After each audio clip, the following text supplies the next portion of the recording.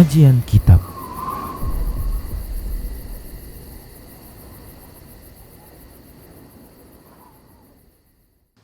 Assalamualaikum warahmatullahi wabarakatuh.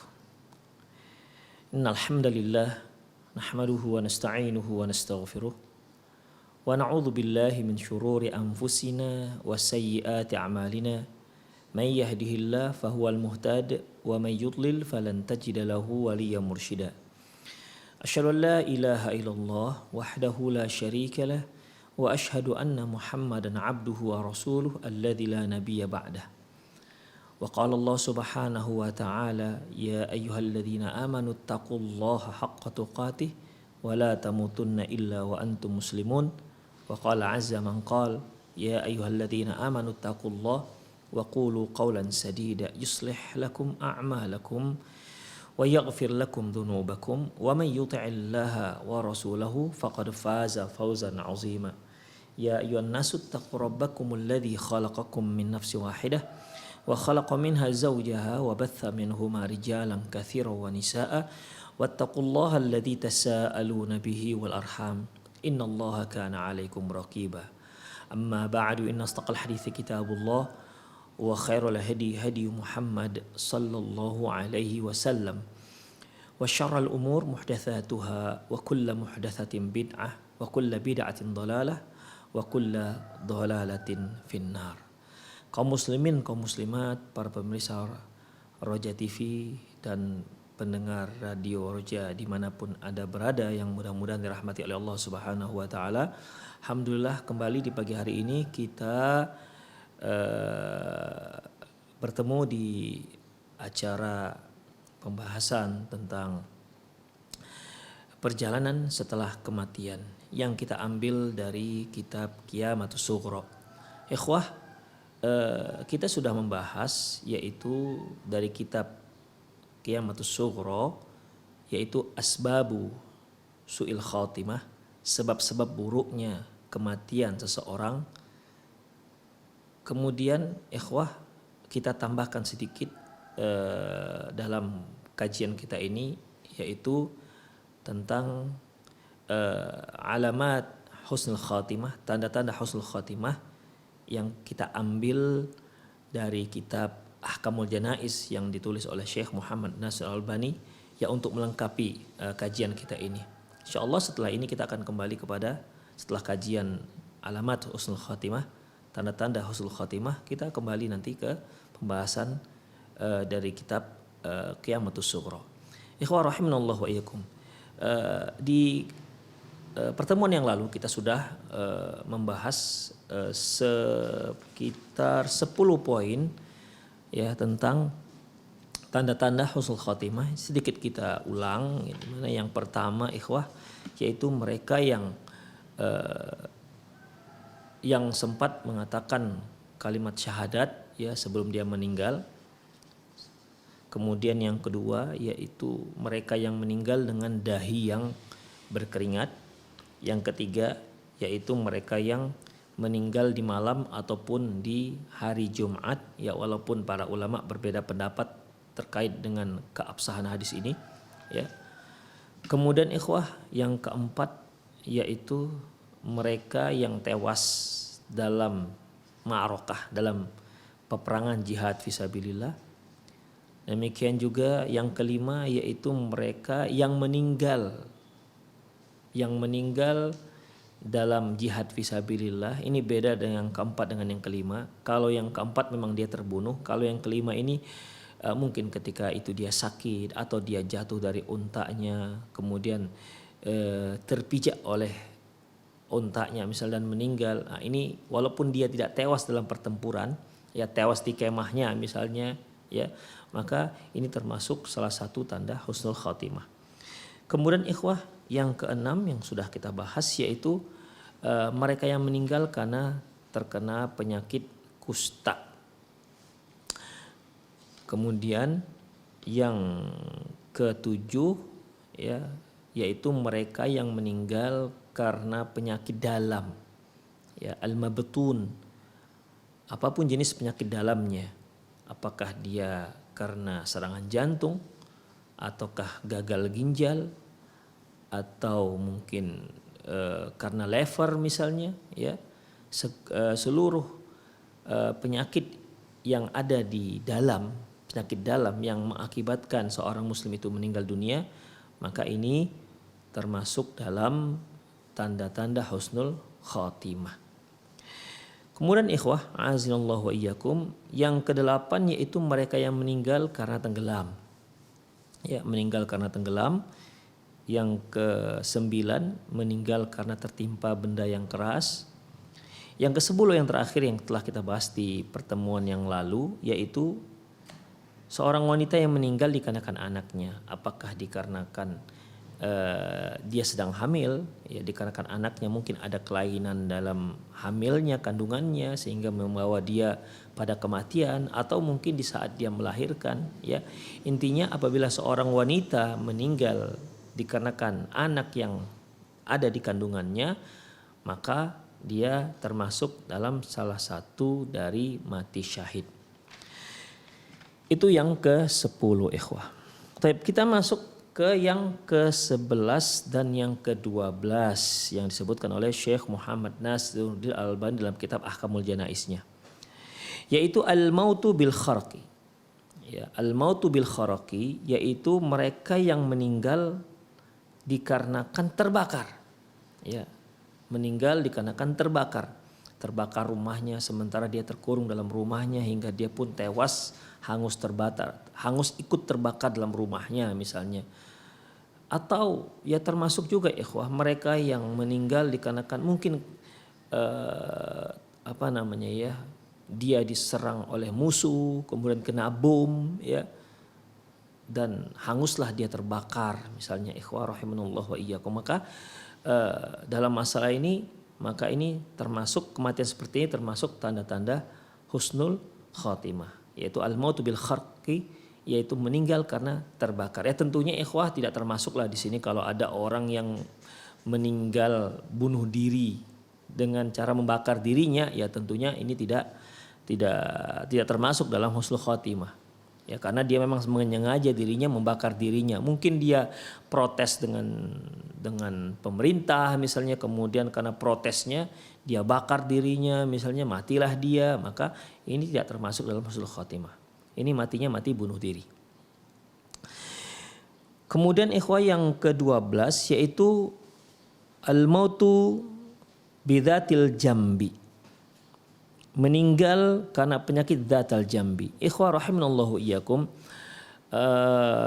Penyakit dzatal jambi ini ikhwah ada yang mengartikan tumor, ya, tapi yang rojih bahwasanya menurut ilmu pulmonologi, ya, menurut ilmu pulmonologi ini ikhwah salah satu cabang ilmu kesehatan yang memang mereka membahas terkait dengan jaringan atau sistem pernapasan manusia. Apakah itu terkait dengan paru-paru atau bronkus misalnya dan seterusnya.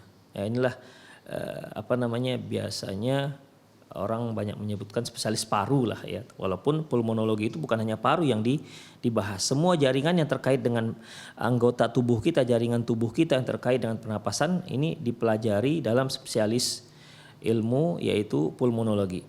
Ikhwah, menurut mereka bahwasanya penyakit dzatal jambi ini, ya, ini diartikan dengan penyakit pleuritis, ya, pleuritis atau penyakit plurisi.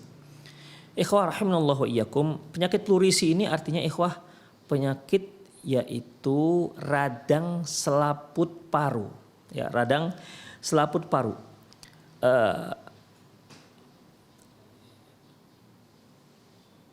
Kalau kita punya paru, ya, paru-paru kita itu dia dilapisi dengan selaput, ya. Selaput ini disebut dengan pleura. Selaput ini disebut dengan pleura. Demikian juga bagian rongga dalam dada. Ya, jadi kalau kita katakan inilah paru kita, ya, paru kita itu diselimuti dengan seperti selaput. Selaput itu disebut dengan pleura. Makanya kalau ini terjadi radang, ini disebut dengan pleuritis atau plurisi, demikian. Dan selaput pleura ini ikhwah juga disebut kalau rongga dada, ya kita ini punya rongga dada. Di rongga dada itu ikhwah ada rongga dada bagian dalam. Kalau rongga dada bagian luar, kalau bagian luar kan dada kita ini kulitnya, kulit dada misalnya. Tapi rongga dada bagian dalam itu juga diliputi dengan selaput pleura ini. Jadi selaput ini apabila terjadi radang, inilah disebut dengan penyakit plurisi. Demikian ikhwah. Atau ya mungkin di bahasa Indonesia kan radang selaput paru gitulah. Atau radang selaput dada. Itu selaput yang dia ada dua yang menutupi bagian selaput yang menutupi paru ya bagian luar dan yang melapisi rongga dada bagian dalam. Nah, ini kalau terjadi radang maka ini bisa menyebabkan kematian. Ya, si penderitanya akan merasakan sakit yang luar biasa di saat tiap kali dia menarik nafasnya. Ya, seperti ada yang menusuk gitu dan dia rasa sangat sakit. Inilah yang disebut dengan radang selaput dada.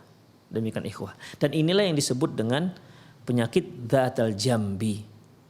Nah, mereka yang meninggal karena terserang penyakit dzatal jambi ini termasuk salah satu jenis penyakit salah satu daripada ciri-ciri husnul khotimah.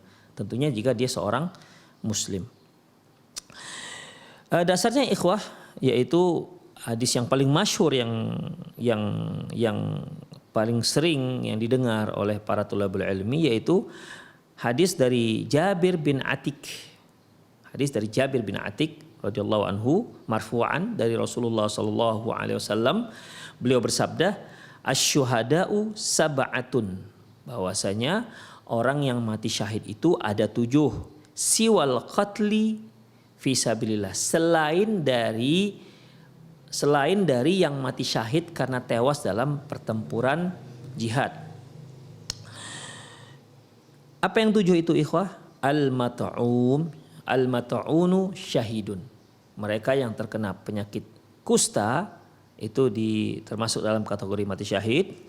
Wal gharaqu syahidun, kata Rasulullah. Yang kedua yaitu mereka yang meninggal karena tenggelam, ini syahid. Wal sahibu dzatil jambi.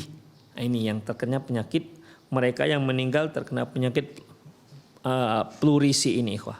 Ya.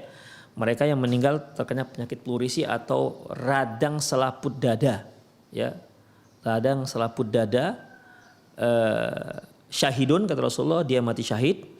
Kemudian wal mabtun syahidun, dan mereka yang meninggal karena penyakit dalam, ya, apakah dia penyakit perut, sakit perut, ya, pokoknya yang ada dalam tubuh manusia, ya. Dalam rongga badan manusia, apakah ya dia meninggal karena infeksi usus misalnya, atau infeksi usus buntu misalnya, atau dikarenakan apa saja yang terkait dengan rongga dalam tubuh manusia, maka itu termasuk dalam kategori al-mabtun, meninggal karena penyakit mabtun, yaitu yang ada di dalam rongga bagian dalam manusia. Nah, syahidun ini termasuk mati syahid. Wal kharaqu syahidun, mereka yang meninggal karena terbakar, dia juga mati syahid. Walladzi yamutu tahtal hadmi syahidun, mereka yang meninggal tewas karena tertimpa benda keras, ya, maka dia mati syahid. Ya, kita katakan tertimpa benda yang keras karena umumnya yang membuat mati itu adalah kalau tertimpa benda yang keras. Kalau lunak biasanya nggak membawa kematian. Wal mar'atu tamutu bijuma'in syahidun, dan wanita yang meninggal karena juma'in ini juga dimasukkan mati syahid. Juma'in ini ikhwah bisa dua arti. Juma'in di sini bisa diartikan yaitu mereka yang wanita yang meninggal dikarenakan anak yang ada dalam kandungannya. Apakah dikarenakan ada kelainan kandungan yang akhirnya membawa pada kematian, ataukah ketika dia melahirkan. Juma' ini ya ya bergabunglah, ya adanya penggabungan jadi antara si wanita dengan anaknya, jadi itu dia juma'in. Tapi juma'in juga ikhwah bisa diartikan termasuk dalam kategori juma'in itu wanita yang masih perawan, ya, termasuk wanita yang masih perawan. Ini yang disebutkan dalam kitab An-Nihayah oleh Ibnu Katsir. Nah, demikian ikhwah. Jadi dalam masalah ini ada dua arti ya. Kalau dia disebut dengan jumain, wanita yang meninggal karena jumain, bisa dikarenakan meninggal karena anak yang ada dalam kandungannya, bisa juga meninggal wanita yang meninggal karena masih perawan. Wanita yang meninggal yang masih perawan. Ini disebut syahid. Namun ikhwah, kalau kita lihat di hadis yang telah kita bacakan dalam poin yang ke-10, yaitu bahwasanya wanita yang meninggal dikarenakan jam'a, ya, maka kita mengartikan itu sebagaimana yang disebutkan secara jelas dalam hadis yang lain, ya. Demikian ikhwah rahimanallahu wa iyyakum. Karena di sini disebutkan di poin yang ke-10, al-mar'atu yaqtuluha waladuha jam'a. Wanita yang terbunuh dikarenakan anaknya jam'a, dikatakan syahadah, yaitu yajuruha waladuha bisararihi ilal jannah. Nanti anaknya tersebut akan membawa ibunya dengan tali plasentanya ke dalam surga. Nah, ini berarti kan ikhwah bukanlah yang dimaksud yaitu wanita yang masih perawan, tapi wanita yang meninggal dikarenakan anak yang ada dalam kandungannya. Wallahu a'lam bishawab. Kemudian ikhwah azzallahuikum, jadi dari hadis ini sudah ada dua tambahan sebagai tanda-tanda husnul khotimah, yaitu mereka yang meninggal dikarenakan dikarenakan terbakar, dan mereka yang meninggal dikarenakan penyakit dzatal jambi, yaitu dikarenakan penyakit radang selaput dada atau plurisi. Demikian ikhwah. Ada juga menyebutkan dengan sebut pleuritis. Itu ikhwah. Baik, itu yang 11 dan yang ke-12. Kemudian ikhwah azallahu iyyakum, dalam hadis yang diriwayatkan oleh Imam Ahmad dari hadis Uqbah bin Amir, Rasulullah sallallahu alaihi wasallam bersabda dengan lafaz al-maitu min dzatil jambi syahid, bahwasanya mereka yang meninggal karena penyakit dzatal jambi syahidun, maka dia disebut dengan mati syahid. Demikian ikhwah. Itulah yang ke-12. Baik, kita masuk ke yang ke-13. Ya, salah satu tanda-tanda husnul khatimah yang ke-13 yaitu al-mautu bidaisil, meninggal karena penyakit bidaisil. Apa penyakit bidaisil ikhwah? Bidaisil ini kalau bahasa Latinnya mereka yang terkena penyakit tuberkulosis, atau kalau di Indonesia masyhur dengan sebutan TB atau TBC, penyakit tuberkulosis yaitu mereka yaitu penyakit yang menyerang paru dikarenakan adanya bakteri yang merusak paru itu sendiri, ya, bakteri yang merusak paru itu sendiri, dan ini sempat juga menyerang dunia ikhwah, ya, penyakit tuberkulosis ini, dan alhamdulillah sudah ada obatnya, walaupun pengobatan agak lama, tapi kalau dilakukan dengan cara terus menerus, insyaallah bisa tuntas dengan tuntas sempurna, ya tentunya dengan izin Allah Subhanahu wa taala. Jadi yang meninggal dengan penyakit bidaisil yaitu mereka yang meninggal dikarenakan penyakit tuberkulosis. Hal ini berdasarkan sabda Rasulullah sallallahu alaihi wasallam, al-qatlu fi sabilillah syahadatun, kata beliau, bahwasanya mereka yang tewas karena jihad, dalam pertempuran jihad fi sabilillah syahadatun, dia disebut dalam mati syahid. Wan nufasa syahadatun, wanita yang sedang nifas, tentunya bukan wanita yang setelah melahirkan kemudian dia sedang nifas, meninggal dalam keadaan nifas, bukan itu nih maksud. Tapi yang sebagaimana yang telah kita jelaskan di poin yang ke-10, yang meninggal dikarenakan anak yang dalam kandungannya. Sekali lagi ikhwah, mungkin dikarenakan ada kelainan kandungan sehingga membawa kematian pada ibunya atau ketika dia melahirkannya. Nah, inilah makna daripada an-nufasa, yaitu syahadatun. Wanita ini wanita mati syahid. Wal kharaqu syahadatun, mereka yang meninggal dikarenakan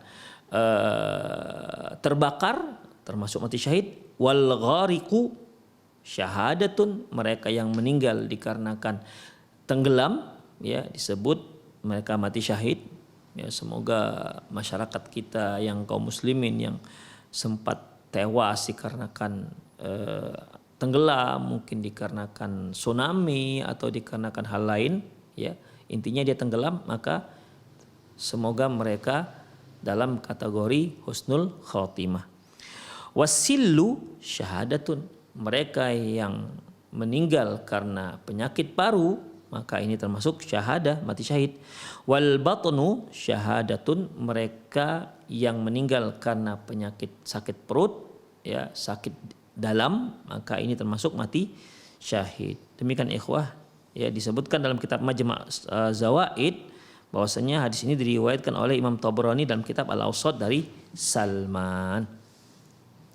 Kemudian ikhwah azinallahaikum yang ke-14, ya, yang ke-14 yaitu al-mautu fi sabili difa' anil mal al-muradi ghasbuhu, yaitu mati tewas karena mempertahankan harta miliknya dari perampok, ya, dari para perampok.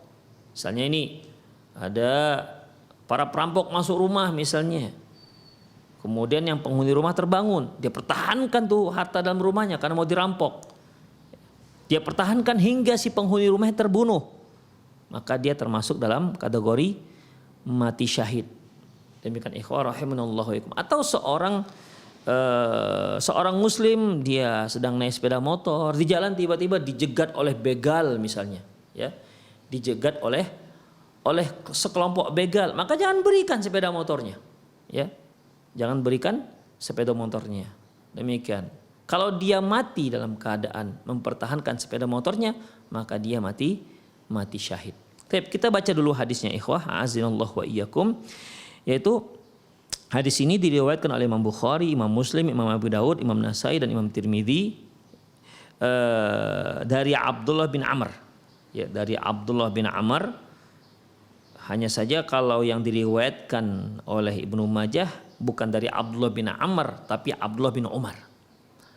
Di mana Rasulullah sallallahu alaihi wasallam bersabda, "Man qutila duna malihi", barang siapa yang terbunuh karena mempertahankan hartanya, maka dia fahuwa syahid, maka dia mati syahid. Dalam riwayat yang lain disebutkan dengan lafaz, "Man urida maluhu bighairi haq faqatala faqutil", barang siapa di mana yang mau ada orang yang ingin mengambil hartanya, lantas dia lawan orang yang mau mengambil harta tersebut, faqutil, hingga dia terbunuh, fahuwa syahid, maka dia disebut mati syahid.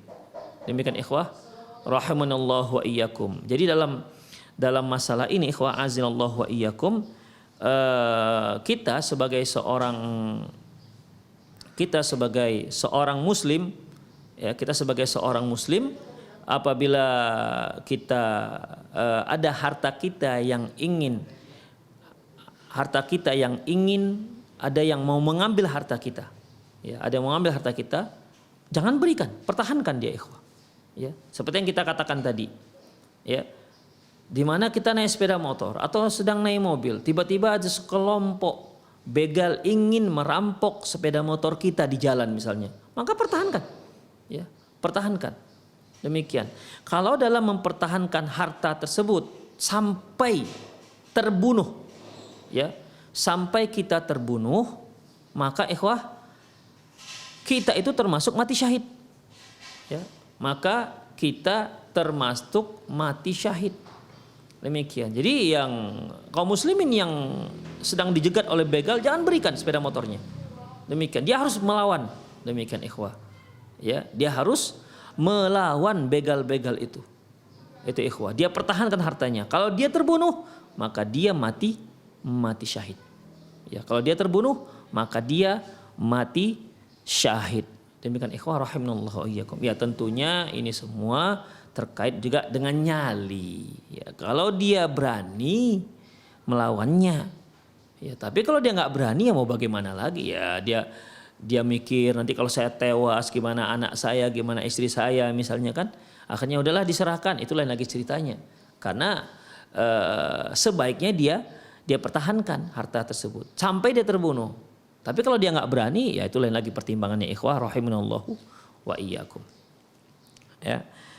Demikian. Ada seorang yang diriwayatkan, ada seorang datang kepada Rasulullah SAW, di mana hadis ini diriwayatkan oleh Imam Muslim dan Imam Nasa'i dari Abi Hurairah radhiyallahu anhu qala, dia berkata, ja'a rajulun ila Rasulillah sallallahu alaihi wasallam, datang seorang laki-laki menghadap Nabi sallallahu alaihi wasallam.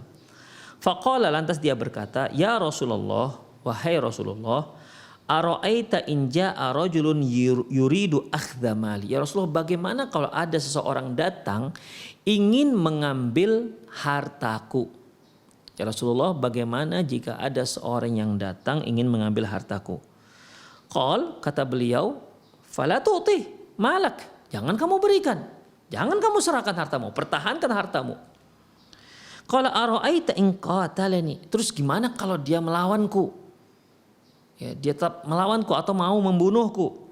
Qala qatilhu. Kalau dia melawanmu, lawan dia. Ya. Demikian ikhwah. Jadi kata laki-laki ini, kalau dia melawanku gimana? Mungkin dia akan membunuhku. Kalau dia melawanmu, lawan dia. Jangan serahkan begitu saja hartamu. Faqala, lantas laki-laki ini bertanya lagi, ara'aita in qatalani. Terus kalau aku terbunuh gimana Rasulullah? Qal, beliau menjawab, fa anta syahid. Kalau kamu terbunuh di saat engkau mempertahankan hak milikmu itu, maka kamu mati syahid. Qala ara'aita in qataltuhu. Terus kalau aku yang menang sampai aku membunuh dia gimana? Ya, qala Rasulullah, huwa finnar, dia masuk neraka.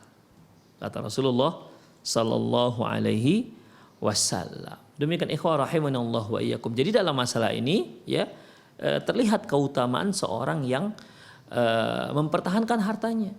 Ya, boleh dalam Islam, boleh dia mempertahankan hartanya walaupun sampai terancam nyawanya, ya, walaupun sampai dia terbunuh, boleh. Dan dibenarkan dalam Islam. Sekali lagi ini tentunya terkait dengan nyali. Kalau dia nggak berani ya kita mau bilang apa lagi kan. Tapi kalau dia berani, dia pertahankan walaupun dia sampai mati. Demikian ikhwah, azallahu. Kalau dia mati terbunuh karena membela hartanya, dia mati syahid. Kalau sampai ketika terjadi pergulatan misalnya ya, pergulatan ya, sehingga akhirnya si perampoknya yang terbunuh, maka kata Rasulullah dia dalam neraka. Demikian ikhwah rahimanallahu wa iyyakum. Ya. Ikhwah, tentunya ini berbeda ya dengan sabda Rasulullah sallallahu alaihi wasallam yang pernah mengatakan, beliau mengatakan al-qatil wal maqtulu finnar. Pembunuh dan yang dibunuh itu masuk neraka, kata Rasulullah.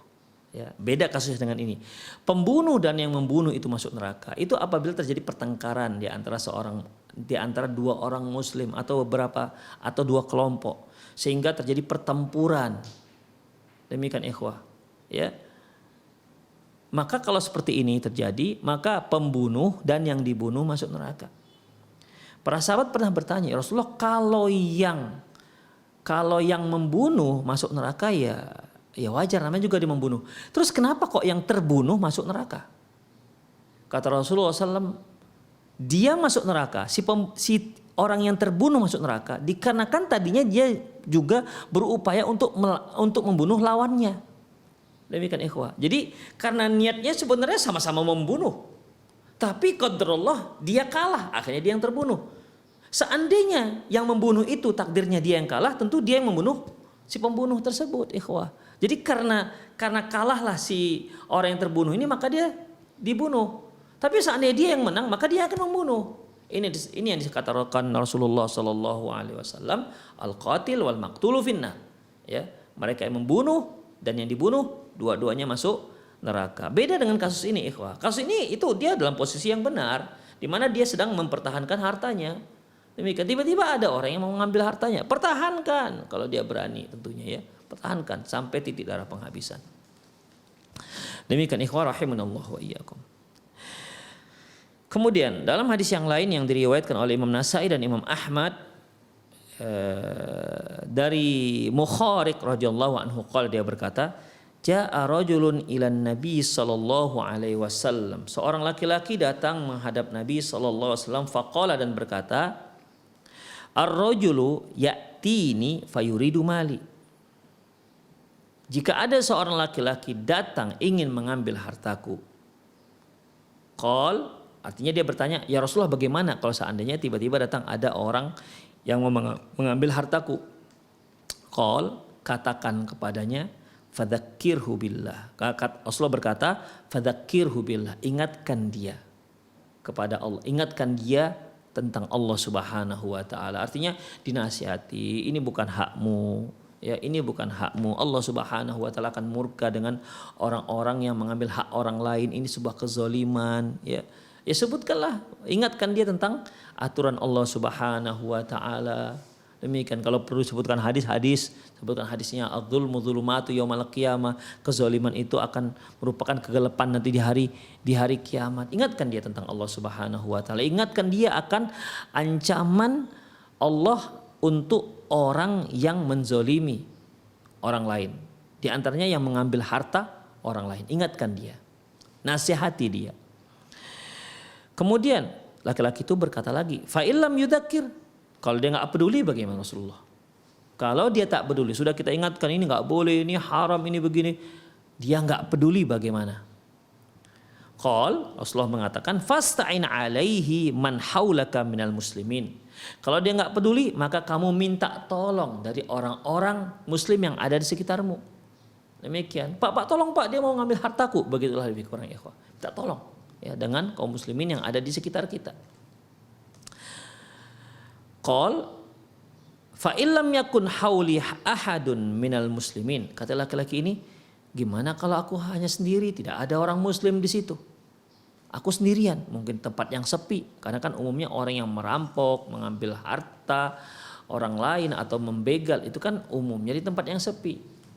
Ya, jarang orang merampok itu di tempat yang ramai. Demikian ikhwah rahimanallahu wa iyyakum. Gimana kalau tidak ada orang di sekitarku? Qala fasta'in alai sultan. Kalau begitu minta bantuan kepada penguasa, pihak yang berwenang, pihak yang berwajib. Telepon polisi misalnya begitu. Kemudian laki-laki ini kembali mengatakan fa'in na'as sultan anni, fa'in na'as sultanu anni wa ajjala alayya. Kalau seandainya pihak yang berwajib itu jauh atau lambat datangnya, ya lambat datangnya dikarenakan jauh. Ya mau ditelepon misalnya pas nggak bagus pula sinyal misalnya gitu kan ikhwah. Intinya kita mau minta bantuan kepada pihak yang berwenang, pihak yang berwajib, ternyata terlalu lambat datangnya. Itu bagaimana? Sementara ini kan akan mengambil, dia akan mengambil. Demikian, dia segera akan merampas harta kita. Gimana kalau seandainya dari pihak penguasa itu lambat datangnya atau tempatnya jauh dari dia? Qala, kata Rasulullah, qatil duna malik hatta takuna minasyuhada ila akhirah. Kalau begitu kamu lawan dia sampai kamu termasuk dalam orang yang dalam kategori orang yang mati syahid akhirat. Demikian ikhwah rahimani Allah wa iyyakum, ya. Lawan dia, jangan kamu serahkan, lawan dia walaupun kamu sampai mati.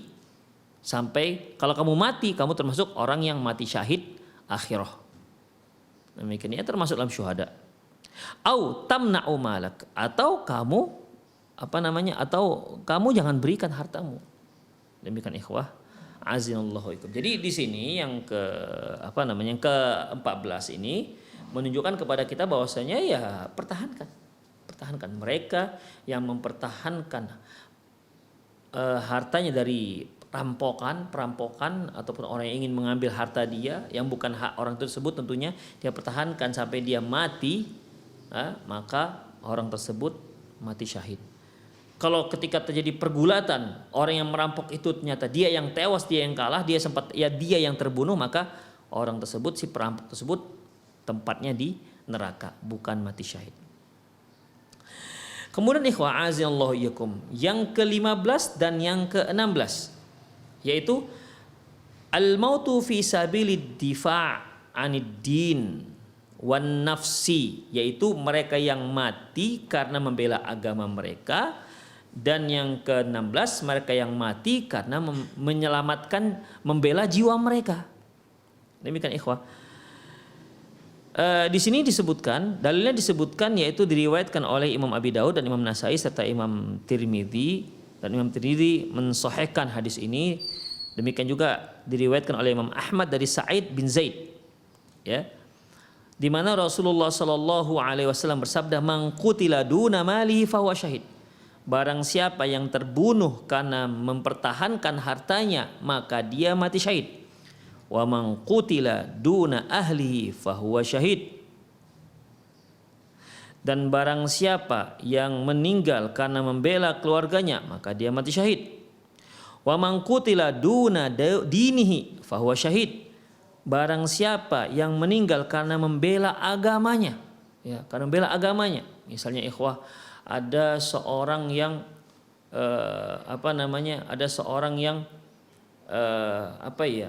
menghinakan simbol-simbol Islam misalnya, seperti Ka'bah, ya, seperti Ka'bah, atau kalimat la ilaha illallah misalnya dia robek-robek di hadapan kita, ya, atau kalimat Allah, lafaz Allah dia pijak-pijak misalnya dengan kakinya, atau nama Rasulullah SAW ya dia hinakan. Ini kan membela agama, ikhwah, ya, membela agama. Barang siapa yang membela ini, ikhwah, dia cegah orang tersebut jangan sampai menghinakan, tapi dia melawan sampai hingga akhirnya terbunuh kaum muslimin yang membela agamanya dia, maka dia mati syahid.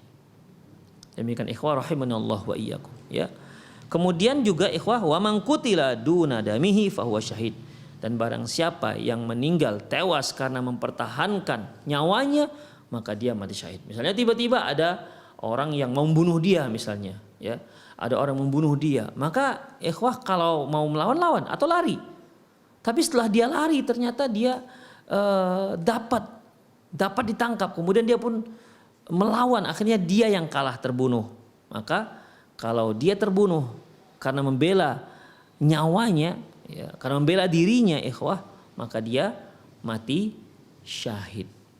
Demikian. Ya, terkadang kita tidak tahulah ada masalah apa begitu kan, ikhwah. Mungkin ada dendam, kadang-kadang ya dikarenakan hal-hal yang sepele, ya, sehingga ada yang mau membunuh dia, maka jangan biarkan, ya, bela nyawa Anda walaupun sampai terbunuh. Apabila terbunuh, maka Anda mesti syahid. Demikian ikhwah rahimanallahu wa iyyakum.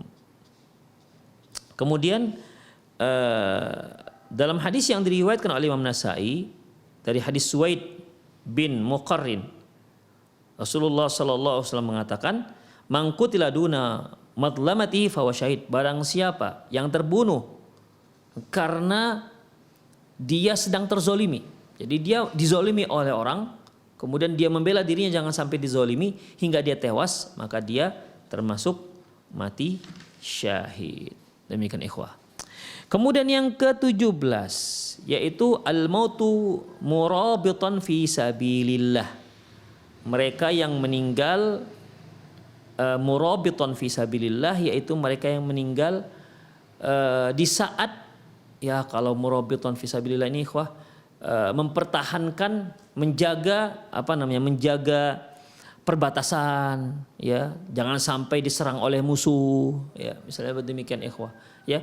Orang yang seperti ini ketika dia menjaga perbatasan jangan sampai diserang oleh musuh, ya, di saat itu dia meninggal, maka dia termasuk mati syahid di saat itu. Jadi dia meninggal bukan terbunuh, bukan, tapi dia meninggal. Dia jaga perbatasan kaum muslimin agar kaum muslimin bisa tidak was-was. Kenapa? Karena mereka tahu ada pasukan yang sedang menjaga perbatasan, sehingga kalau ada musuh mereka yang akan mengcounter, mereka yang akan membela batasan tersebut. Mereka yang akan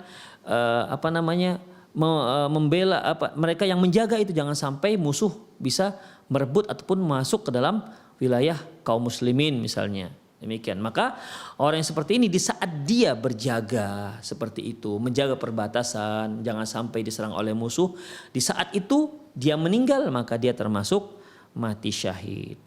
Demikian ikhwah rahimanallahu wa iyyakum. Dalam masalah ini ya ada dua hadis yang disebutkan oleh Syekh Muhammad Nasir Al-Albani. Yang satu diriwayatkan oleh Imam Muslim dan Imam Nasai, Tirmidzi dan lain-lain, di mana Rasulullah Shallallahu Alaihi Wasallam bersabda, ribatu yaumin wa lailatin khairun min siyami syahrin wa qiyamihi. Bahwasanya menjaga perbatasan, menjaga kaum muslimin dari serangan musuh satu hari satu malam itu lebih baik daripada puasa dan sholat tahajud selama 1 bulan. Bayangkan ikhwah. Jadi dia berjaga selama 1 hari 1 malam, berarti 24 jam. Dia berjaga 24 jam, menjaga kaum muslimin dari serangan musuh, ya. Itu lebih baik ketimbang dia sholat malam, tahajud dan puasa selama 1 bulan. Wa in mata jara alaihi amaluhu alladzi kana ya'maluh. Kalau dia meninggal, maka dia dianggap tetap melakukan amalan tersebut. Ya, tetap melakukan amalan tersebut sampai hari kiamat. Ya, kan ikhwah, kalau seorang itu sholat misalnya atau puasa, meninggal dia dalam keadaan seperti itu, kan terputus sampai di situ saja. Tapi orang yang berjaga seperti ini ikhwah, meninggal dalam keadaan dia berjaga, menjaga kaum muslimin dari serangan musuh, maka ketika dia meninggal, maka amalannya terus mengalir. Dia dihitung tetap berjaga. Dia dihitung tetap sebagai orang yang sedang berjaga sampai hari kiamat. Bayangkan ikhwah, luar biasa itu pahalanya. Ya, kalau usia kita paling 60 tahun, 70 tahun. Tapi kalau dianggap amalannya terus seperti dia sedang berjaga sampai hari kiamat, itu berapa ratus tahun. Ya, luar biasanya ikhwah rahimanallahu wa iyyakum. Kemudian wa ujriya alaihi rizquh, dan dialirkan juga rezekinya. Wa amina minal fitan, dan dia diamankan dari fitnah kubur, azab kubur. Demikian ikhwah rahimanallahu wa iyyakum. Kemudian dalam hadis yang lain yang diriwayatkan oleh Imam Abi Daud dan Imam Tirmidzi, ya, di mana Rasulullah sallallahu alaihi wasallam mengatakan kullu maitin yukhtamu ala amalihi kullu maitin yukhtamu ala amalihi illa alladhi mata murabitan fi sabilillah. Semua mayat maka terputuslah amalannya ketika dia meninggal, kecuali seorang yang meninggal di saat dia berjaga-jaga menjaga kaum muslimin dari serangan musuh. Demikian. Yang seperti ini fa innahu yumna lahu amalu ila yaumil qiyamah. Yang seperti ini dia dianggap sedang beramal, ya. Dianggap dia sedang beramal, mengamalkan amalan tersebut, sedang berjaga hingga hari kiamat. Wa ya'manu fitnatal qabri, dan dia amankan dari fitnah kubur, azab kubur. Demikian ikhwah rahimanallah. Hanya saja ya memang ada para ulama yang memang mengartikan ribat fisabilillah ini dengan makna secara umum. Ya, sebagaimana sabda Rasulullah al-intidaru shalah ba'da shalah, ya. Fadzalikumur ribat, kata Rasulullah. Menunggu salat setelah salat, ya, dia salat zuhur, setelah salat zuhur dia menunggu salat asar, maka itu dikatakan ribat. Demikian. Disebutkan ya termasuk dalam masalah ini, termasuk dalam hadis ini. Seandainya seorang setelah sholat zuhur kemudian dia tetap di masjid untuk menunggu sholat asar, kemudian meninggal dalam keadaan seperti itu, maka dia termasuk dalam kategori yang ke-17 ini. Demikian. Ada yang sebagian ulama menyebutkan ini khusus untuk menjaga kaum muslimin dari serangan musuh, ya, hanya itu. Ada yang menyebutkan secara umum. Bahkan ada yang menyebutkan ikhwah, apabila ada seorang muslim yang dia berdakwah di tempat pedalaman dan dia sabar di sana, jauh dari keramaian, ya, dia berupaya di sana berdakwah di pedalaman dan dia mati di sana, maka dia juga termasuk dalam kategori yang ke-17 ini. Allahu a'lam bissawab. Namun banyak para ulama lebih banyak memilih yaitu ini khusus. Ya, khusus berarti yang pertama yang kita sebutkan tadi. Allahu a'lam bissawab. Kemudian yang ke-18 ikhwah, Al-mautu ala amal soleh, yaitu seorang yang meninggal di saat dia sedang beramal soleh, sedang puasa meninggal, sedang sholat meninggal, sedang ruku meninggal, sedang bersedekah meninggal, sedang haji meninggal, sedang umroh meninggal. Maka ini termasuk salah satu tanda husnul khatimah. Berdasarkan hadis Hudzaifah, qala dia berkata, dari Hudzaifah, ya, di mana Rasulullah sallallahu alaihi wasallam bersabda, "Man qala la ilaha illallah ibtigha'a wajhillahi khutima lahu biha dakhala jannah." Barang siapa yang mengucapkan la ilaha illallah hanya mengharapkan wajah Allah dan dia meninggal dalam keadaan seperti itu, maka dia masuk surga. Wa man shoma yauman ibtigha'a wajhillahi khutima lahu biha dakhala jannah. Barang siapa yang berpuasa satu hari karena mengharapkan ridha Allah, mengharapkan wajah Allah, dan dia meninggal dalam keadaan seperti itu, maka dia masuk surga. Wa man tasaddaqa bi shadaqatin ibtigha'a wajhillah. Barang siapa yang bersedekah mengharapkan wajah Allah, khutimalahu biha, dan dia meninggal dalam keadaan bersedekah tersebut, ya, dakhalal jannah, maka dia masuk ke dalam surga. Demikian ikhwah. Intinya apabila seorang meninggal dalam keadaan dia berbuat baik, termasuk ketika dia berbakti kepada orang tuanya. Intinya ketika seorang sedang beramal soleh atau berbuat baik meninggal dalam keadaan seperti itu, maka dia termasuk dalam kategori tanda husnul khotimah. Demikian ikhwah, itulah 18 alamatul husnul khotimah yang disebutkan oleh Syekh Muhammad Nasrul Albani dalam kitab Ahkamul Janaiz. Dan dari sini ikhwah, para ulama memberikan kesimpulan bahwasanya mati syahid itu ada 3. Yang pertama yaitu mati syahid dunia wal akhirah. Syahid dunia dan akhirat ini adalah mereka yang tewas dalam jihad fisabilillah litakuna kalimatullahil ulya, untuk mengangkat kalimat Allah Subhanahu wa taala, untuk meninggikan kalimat Allah Subhanahu wa taala. Yang kedua, mereka yang tewas dalam jihad fisabilillah, ya, tapi tidak ikhlas. Dia jihad zahirnya dia membela agama Allah, tapi sebenarnya dia ingin agar orang mengatakan dia seorang pahlawan, seorang pemberani, agar mendapatkan pujian dari kaum muslimin yang lain. Ya, maka yang ini, ya, orang yang seperti ini dikatakan syahid ad-dunya, syahid dunia. 2 jenis syahid ini ikhwah, yang pertama syahid dunia wal akhirah, yang kedua syahid dunia. Kedua-dua orang ini diperlakukan sebagaimana orang yang mati syahid dalam pertempuran, yaitu pakaiannya tidak dibuka dari badannya, ya, kemudian dia tidak ditanggalkan dari badannya, kemudian dia tidak dimandikan dan juga tidak disolatkan, ya, tidak disolatkan. Walaupun boleh menyolatkannya, disunahkan, lebih baik disolatkan, tapi nggak disolatkan juga nggak apa-apa. Sebagaimana Rasulullah Sallallahu Alaihi Wasallam menyolatkan jenazah paman beliau Hamzah. Dalam riwayat tersebut disebutkan bahwasanya walam yusalli ala ghairih, tapi beliau tak menyolatkan orang yang mati syahid. Rasulullah tidak menyolatkan yang tewas dalam perang Uhud selain Hamzah. Dari sini disimpulkan bahwasanya orang yang tewas dalam jihad fisabilillah, ya, boleh tidak disolatkan, namun tetap lebih baik disolatkan. Jadi dia hukumnya bukan fardu kifayah.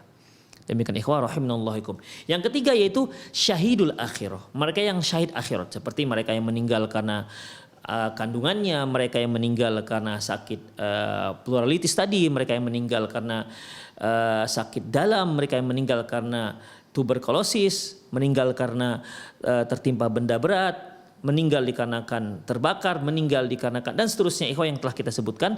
Ini disebutkan mati syahid dunia, syahid dunia. Dan orang seperti ini diperlakukan sebagaimana mayat-mayat yang lain. Jadi ikhwah, yang mati syahid dunia akhirat dan yang mati syahid dunia, ya, itu diperlakukan sama seperti orang yang mati syahid tewas karena jihad fisabilillah. Adapun mereka yang syahid akhirat, mereka diperlakukan, jenazahnya diperlakukan sebagaimana jenazah kaum muslimin yang lainnya. Demikian ikhwah, Allahu a'lam bishawab. Itulah 18 min alamatil husnul khatimah, yaitu yang termasuk tanda-tanda husnul khatimah. Semoga Allah Subhanahu wa taala mentakdirkan kita mohon pada Allah Subhanahu wa taala, semoga di akhir hayat kita termasuk dalam kategori husnul khatimah. Allahu a'lam bishawab. Qul qouli hadza wa astaghfirullah li wa lakum wa lisal muslimin innahu wal ghafurur rahim. Allahu a'lam bishawab. Nah, baik. Syukran jazakallahu khair. Barakallahu fiik kepada Ustaz yang sudah memberikan pemaparan materi dari pembahasan perjalanan setelah kematian, dan tadi telah dijelaskan bagaimana macam-macam dan banyaknya sebanyak 18 kematian yang mudah-mudahan itu menjadi ilmu bagi kita, 18 kematian husnul khotimah, dan tentunya kita berdoa kepada Allah Subhanahu wa taala agar kita semua dapat ditutup akhir hayat kita dengan husnul khotimah. Baik, untuk selanjutnya kami buka sesi interaktif, sesi soal jawab bagi Anda para pemirsa atau pendengar yang ingin bertanya. Silahkan Anda bisa mengirimkan pertanyaan di nomor layanan pesan singkat. Baik, kesempatan pertama Ustaz, kami ajukan terlebih dahulu pertanyaan di layanan pesan singkat. Ada pertanyaan dari Juli yang berada di Bandung. Bismillah, Assalamualaikum warahmatullahi wabarakatuh. Ya Ustaz, bagaimana keadaan si mayit yang di dalam kubur apabila keluarganya tersebut melakukan ritual-ritual yang di situ tidak ada syariatnya, misalkan berkumpul-kumpul di tempat kematian atau acara-acara yang memang itu tidak ada, sangat bertentangan dengan Islam. Apakah hal tersebut Allah akan memberatkan mayit yang di dalam kubur, Ustaz? Mohon penjelasannya. Taib, jazakallahu khairan. Ikhwah rahimanallahu ikum, dalam masalah ini ya, ini ada dijelaskan oleh Syekh Muhammad Nasir Al-Albani dalam kitab Ahkamul Janaiz ya, tentang pembahasan innal mayyit la yu'adzabu bibukai ahli. Sesungguhnya mayit itu akan disiksa dikarenakan tangisan keluarganya. Ya, dikarenakan tangisan keluarganya. Ikhwah, secara dasar, secara prinsip Allah Subhanahu wa taala menyatakan wala taziru waziratu wizra ukhra. Sesungguhnya seorang itu tidak akan mengemban dosa orang lain. Siapa yang melakukan dosa, ya dia tahan sendiri, ya dia yang akan kena hukum dari Allah. Tidak ada kamusnya si A yang mencuri maka nanti Allah akan mengadab si B. Demikian. Namun dalam hadis ini ternyata Rasulullah katakan innal mayyita, sungguhnya mayit itu la yu'adzabu bibukai ahli, akan disiksa akibat tangisan ratapan keluarganya. Loh, bukankah yang meratap itu keluarganya? Kenapa? Mengapa si mayit yang malah disiksa? Bukankah Allah mengatakan wala taziru waziratu wizra ukhra? Sungguhnya seorang itu tidak bisa mengemban dosa yang dilakukan oleh orang lain. Para ulama memberikan beberapa cara taufik mengkompromikan dua dalil ini, ikhwah rahimanallahu wa iyyakum. Mengapa Rasulullah mengatakan si mayit akan diadab gara-gara ratapan keluarganya? Pertama ikhwah azallahu iyyakum, yaitu pertama si mayit ketika dia masih hidup ya, ketika dia masih hidup dia tahu bahwasanya budaya, tradisi masyarakat di tempat dia, yaitu kalau ada yang meninggal itu diratapi oleh keluarganya. Dan si mayit sebelum dia meninggal, dia sudah tahu ini sebuah kesalahan. Dia sudah tahu ini sebuah kesalahan, bahkan termasuk dosa besar ya. Imam Adz-Dzahabi dalam kitab Al-Kabair, beliau menyebutkan meratap itu termasuk dosa besar. Dia tahu si mayit ini sebelum dia meninggal, dia sudah tahu. Kita anggap sajalah seorang ayah, dia sudah belajar sunnah misalnya. Dia tahu bahwasanya di masyarakatnya kalau ada seorang yang meninggal, maka akan maka budaya mereka akan meratapi si mayit. Si ayah ini tahu ini salah, ini termasuk dosa besar, tapi dia nggak pernah mengajarkan hal itu kepada keluarganya. Dia rahasiakan, dia sembunyikan. Maka kalau ketika dia meninggal, keluarganya meratapinya, ya, maka dia terkena. Ya, dia terkena dosanya. Kenapa? Mengapa? Dia sudah tahu, dan dia sudah tahu bahwasanya meratap itu dilarang dalam Islam. Dan dia sudah tahu masyarakat itu melakukan hal itu setiap kali jenazah ataupun mayit yang meninggal dunia. Tapi dia tak pernah ajarkan sedikit pun hal itu, dia tidak pernah wasiatkan sedikit pun hal itu dia tidak pernah ajarkan itu kepada keluarganya. Maka di saat dia meninggal, dan keluarga yang melakukan hal yang sama sebagaimana dilakukan oleh masyarakat, maka dia juga terkena ancaman itu. Dia termasuk dalam hadis innal mayyita la yu'adzabu bi bukai ahli, sungguhnya mayat itu diazab dikarenakan tangisan keluarganya. Itu yang pertama. Yang kedua, ikhwah rahimanallahu wa iyyakum, yaitu budaya ataupun meratap, ada yang melakukan, ada yang tidak, ya. Ada yang melakukan, ada yang tidak. Tapi dia ketika mau meninggal tidak ada mewasiatkan. Kalau bapak meninggal nanti kalian jangan meratapi bapak. Nggak ada dia wasiat seperti itu. Ya. Dan dia tahu bahwasanya ini sebuah meratap itu sebuah keburukan yang tidak boleh dilakukan oleh siapapun dari kalangan kaum muslimin. Tapi dia nggak pernah, dia tidak ada mewasiatkan agar keluarganya tidak melakukan hal itu. Demikian. Maka otomatis ketika dia meninggal dan keluarganya melakukan hal yang diharamkan dalam syariat tersebut, maka si mayat juga terkena imbasnya. Demikian ikhwah rahimanallahu waikum. Demikian juga hal yang lain. Misalnya ini, ya, salah satu kebiasaan masyarakat kita,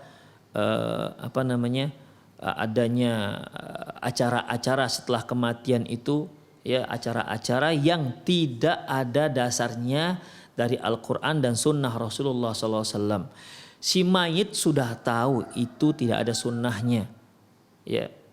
Tradisi yang dilakukan oleh masyarakat itu tidak ada sunnahnya dan dia tahu itu. Namun dia tidak pernah mengajarkan hal itu kepada keluarganya. Dan juga tidak mewasiatkan hal itu kepada keluarganya kalau dia meninggal nanti, jangan lakukan hal ini. Ya. Kalau begitulah kondisinya ikhwah, maka dia juga akan terkena ancaman. Seperti hadis yang menyebutkan innal mayyita la yu'adzabu bi bukai ahli. Sungguhnya si mayit akan diazab dengan tangisan keluarganya. Demikian ikhwah. Namun kalau dia sudah wasiatkan, dia sudah ajarkan keluarganya, ternyata si keluarga tetap melanggar hal itu, maka dia sudah terlepas. Dia tidak termasuk mendapatkan siksaan gara-gara perbuatan terlarang, perbuatan bid'ah yang sudah dia ajarkan kepada keluarganya dan sudah dia wasiatkan jangan dilakukan ketika dia meninggal dunia. Jika ternyata keluarganya melanggarnya, maka wala taziru waziratu wizra ukhra, sesungguhnya seseorang tidak akan mengemban dosa yang dilakukan oleh orang lain. Allahu a'lam bishawab. Nah, baik, syukran jazakallahu khair atas jawaban Ustaz. Demikian untuk yang bertanya yang berada di Bandung. Dan selanjutnya satu kesempatan kami berikan di layanan telepon. Silakan bagi yang ingin bertanya langsung mengenai pembahasan kesempatan pagi hari ini. Ya, silakan. Halo. Halo. Assalamualaikum. Halo. Halo Pak atau Ibu. Assalamualaikum. Halo, assalamualaikum Pak Ustadz. Ya, waalaikumsalam warahmatullahi wabarakatuh. Dengan siapa di mana Bapak? Dengan Bang Bobi di Kampung Baru. Pertanyaannya mohon jangan terulang yang kemarin-kemarin Pak ya. Iya, sesuai tema saya tahu Pak Ustadz. Iya, silahkan.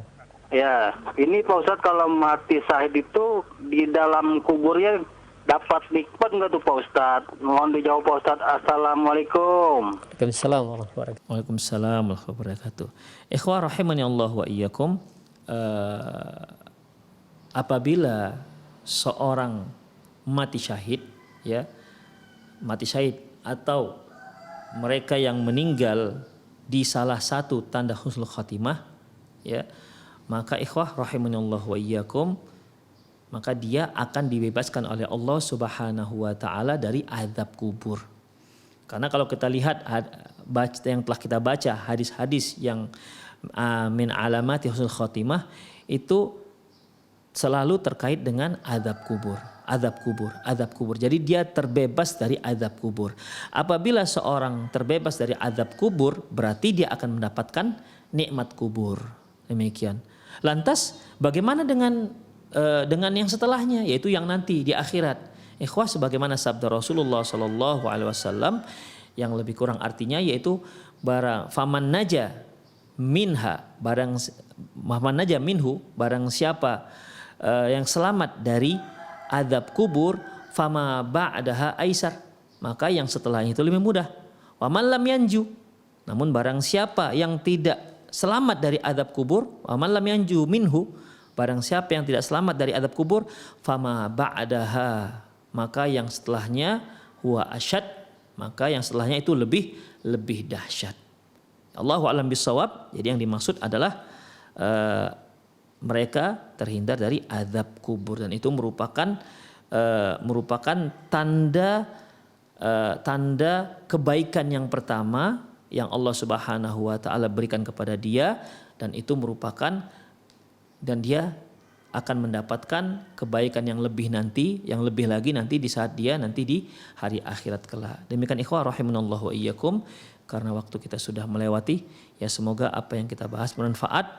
Lebih dan kurang mohon maaf. Aku qauli hadza wa astaghfirullah li wa lakum wa lisal muslimin innahu wal ghafurur rahim. Subhanakallahumma wa bihamdik asyhadu an la ilaha illa anta astaghfiruka wa atubu ilaik. Wa sallallahu ala nabiyyina Muhammad wa ala alihi wa ashabihi ajmain. Wa akhir da'wana alhamdulillahirabbil alamin. Assalamualaikum warahmatullahi wabarakatuh.